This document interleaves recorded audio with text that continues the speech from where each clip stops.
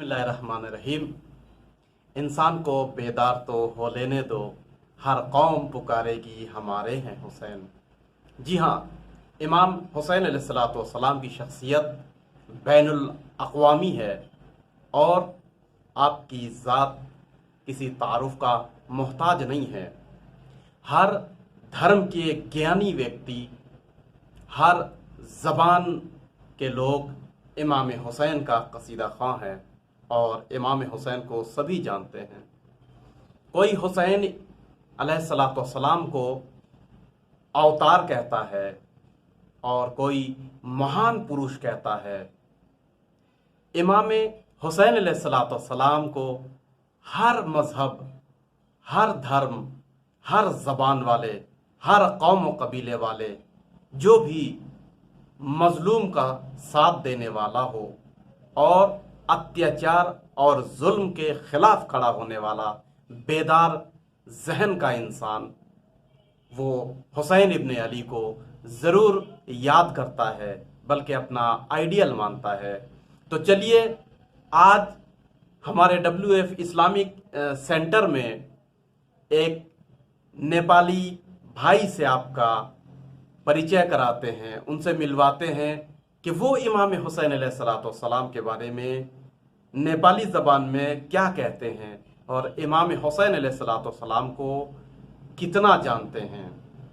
यूं तो सरज़मीन नेपाल में मुहर्रम के अय्याम इमाम हुसैन अलैहिस्सलाम के, जिन्होंने करबला की भूमि पर टेररिस्ट के अगेंस्ट में मूवमेंट चलाया और बलिदान दिया, पूरा परिवार उन्होंने कुर्बान किया, मगर नाहक बात बर्दाश्त नहीं की, बल्कि इंसाफ के लिए, अदल के लिए, मानवता के लिए उन्होंने पूरा घर बार कुर्बान करके हमें आइडियल दिया है, आदर्श दिया है कि रहती दुनिया तक कहीं भी जाओ, कहीं भी रहो, मगर हक बयानी न भूलना, अपने मन में किसी भी नाइंसाफ़ी को जगह मत देना, अदालत का प्रचार करना और जुल्म के खिलाफ खड़े होना।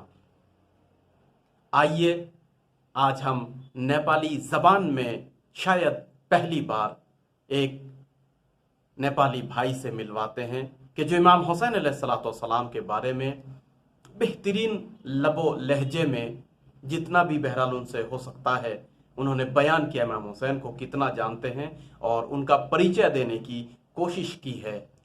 इमाम हुसैन अलैहिस्सलाम के बारे में अय्याम मुहर्रम जो नज़दीक है, 1441 हिजरी में है, 2020 में, तो मुहर्रम में चूँकि हालात और लॉकडाउन और चारों तरफ कोरोना वायरस की वजह से शायद अज़ाखाने बंद हो, लेकिन नेपाल में चूँकि अज़ाखाना ही नहीं है, दुर्भाग्य के विषय है और अफसोस की बात है, यहाँ कोई इमाम बाड़ा नहीं है, यहाँ कोई अज़ाखाना नहीं है। यहाँ मुहिब्बान अहले बैत अपने अपने घरों में आज़ादारी करते हैं, लेकिन कुछ हमारे हिंदू भाई भी हैं, नॉन मुस्लिम भाई भी हैं, जो इमाम हुसैन अलैहिस्सलाम को, जो करबला के बानी और करबला से जिन्होंने अपना सच का प्रचार किया और उस ज़माने के सबसे बड़े जालिम और अत्याचार के खिलाफ डट कर मुकाबला किया और उन्होंने ये सबक दिया कि सम्मान की मृत्यु असम्मान की जीवन से बेहतर है, यानी इज्जत की शहादत बेहतर है बेइज्जती की ज़िंदगी से। लिहाजा इमाम हुसैन अलैहिस्सलाम की आज़ादारी और उनको आदर्श मानते हुए नेपाल में बहुत सी जगहों पर मुहर्रम के दिन आज़ादारी करते हैं, हर कौम अपने अपने हैसियत के मुताबिक। लेकिन यही मैं अर्ज़ कर दूं, अभी सरज़मीन नेपाल में शहर शहर, नगर नगर, गली गली, कूचा कूचा हुसैन इब्न अली का नाम अभी नहीं फैला है। ज़रूर, जैसा कि मैंने सुना है 2008 में या 2018 में भी हिमालय के ऊपर, एवरेस्ट के सबसे बड़े चूड़ा के ऊपर हुसैन इब्न अली का परचम लहराया है किसी टूरिस्ट ने। ये बहुत ही अच्छी बात है, मगर अभी इमाम हुसैन की ज़ात को जैसा जानना चाहिए लोग नहीं जानते हैं। तो चलिए हम इमाम हुसैन अलैहिस्सलाम की इसी मुअर्रफी और पहचान को नेपाली ज़बान में सबसे पहले चंद जुमले ही सही मगर इब्तदा करते हैं। हमारे सामने इस्लामिक सेंटर ऑफ नेपाल में आज मेहमान हैं जनाब मोहम्मद शाहिद साहब। उनकी ज़बानी हम सुनते हैं इमाम हुसैन के बारे में, वो क्या बोलते हैं। अस्सलामु अलैकुम वरहमतुल्लाहि वबरकातुहू। आदरणीय दाजुभाइ तथा दिदीबहिनीहरूमा मेरो सादर नमस्कार तथा म मोहम्मद जाफरीको तर्फबाट आज म यस युट्युब च्यानल इस्लामिक सेन्टरको तर्फबाट इमाम हुसैन अलैहिस्सलामको बारेमा दुई शब्द मन्तव्य व्यक्त गर्न पाएकोमा कृतज्ञ छु। तसर्थ आज इमाम हुसैन अलैहिस्सलामको जीवनी, उनको जन्मको बारेमा केही जानकारी हजुर समक्ष प्रस्तुत गर्नेछु। तसर्थ इमाम हुसैन अलैहिस्सलाम हाम्रा मुस्लिम समुदायका आखिरी नबी पैगम्बर मोहम्मद सल्लल्लाहु अलैहि वसल्लम का नाती तथा हाम्रा पहिला इमाम मुस्लिमहरूका इमाम अली अलैहिस्सलाम का दूसरा छोरा तथा फातिमा जहरा उनको आमा को नाम तथा उनी पैगम्बर मोहम्मद सल्लल्लाहु अलैहि वसल्लम की छोरी हुन्। तसर्थ इमाम हुसैन अलैहिस्सलाम हामीले चिन्नु पर्दा उनले गरेका सेक्रिफाइसहरू हामीले दुई शब्दमा त बयान गर्न सक्दैनौँ। तैपनि छोटो उनको बारेमा, जीवनीको, जन्मको बारेमा भन्न पाउँदा म कृतज्ञ छु। तसर्थ इमाम हुसैन अलैहिस्सलामको जन्म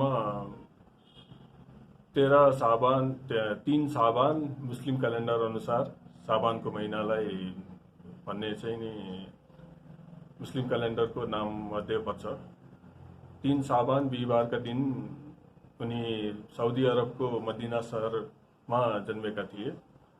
उनी इमाम हुसैन अलैहिस्सलाम आफ्ना आमा फातिमा जहरा तथा आफ्ना हजुरबुवा मोहम्मद सल्लल्लाहु अलैहि वसल्लम का प्यारा नाती थिए। तसर्थ अब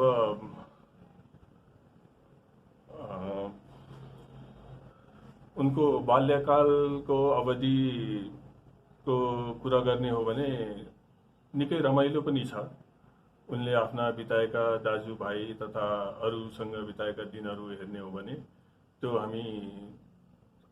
म तपाईँ समक्ष राख्नेछु अर्को एपिसोड अथवा अरू कुनैमा।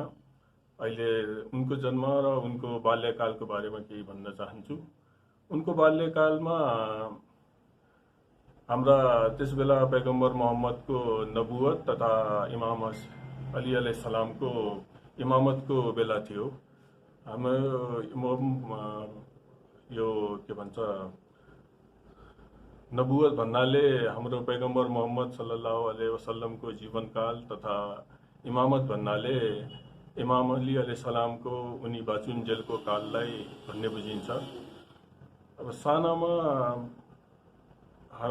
उनका हजुरबुवा पैगम्बर मोहम्मद सल्लल्लाहु अलैहि वसल्लमले उनलाई बोलाउने नाम, उनका बुवाले उनलाई बोलाउने नाम थुप्रै छन्। तसर्थ उनको बोलाउने नामहरूमध्येमा रशीद, तैयब, अबा अब्दुल्ला आदि इत्यादि हुन्। तसर्थ उनका जम्मा गरेर 313वटा नाम छन्।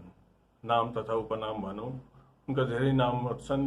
उनी विलक्षण प्रतिभाका धनी तथा बहुआयामिक व्यक्तित्व हुनाले उनको यत्रो नाम रहन गएको हो। तसर्थ उनको जीवन नै एक किसिमले सेक्रिफाइसमा बितेका हो। अब उनको जीवनी कालमा उनले गरेका कामहरू थुप्रै छन्। मानव रक्षा तथा मानवको कसरी सही बाटोमा ल्याउने अथवा अन्याय सहने, कति अन्याय सहने अथवा जुन चीज त्यो बेलामा को शासकहरू हुन्थे साउदी अरबमा, उनीहरूले गरेका काम, उनीहरूले धर्मप्रति कुप्रचार गरेछे त्यो कुप्रचारको विरोधमा उनले थुप्रै कामहरू गरेछन्। यो कसरी गर्ने, के गर्ने, तिमीहरू ठिक छौ छैनौ। तर उनको सपोर्टर तथा उनको विरोधी पनि थुप्रै थिए त्यो बेलामा। तसर्थ अब उनको विरोधीको नाम त्यतिखेर राजा थिए यजिद भन्ने थिए एकजना। उनको निकै ठुलो विरोधी थिए त्यो बेलामा। तसर्थ उनलाई शहीद गर्ने अथवा उनलाई दबाउने, उनले भनेका कुराहरू नमान्नेका लागि त्यसबेला निकै चालबाजीहरू पनि भए।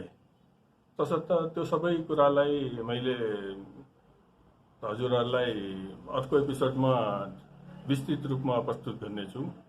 तसर्थ बाल्यकालको इमाम हुसैनले गरेका कामहरू, अरू आफ्ना दाजु हसन अलैहिस्सलाम जो शहीद भए, त्यसपछि यिनी तेस्रा इमामको रूपमा प्रस्तुत भए र उनका दाजुभाइ, उनका बहिनी, उनको एउटा अति मिलनसार अथवा उनको आज्ञाकारी, वफादारीमा अव्वल रहेका उनका भाइ एकजना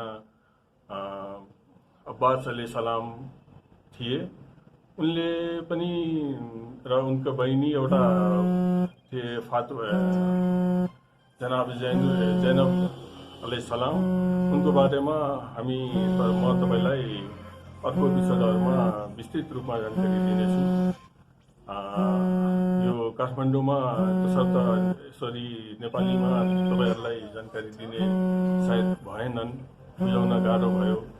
तसर्थ नेक्स्ट एपिसोडमा तपाईहरूलाई म प्रस्तुत हुनेछु तपाईहरूको लागि अन्य विस्तृत जानकारीका साथ। तबसम्मका लागि बिदा दिनुहोस्। नमस्कार, सलाम अलैकुम।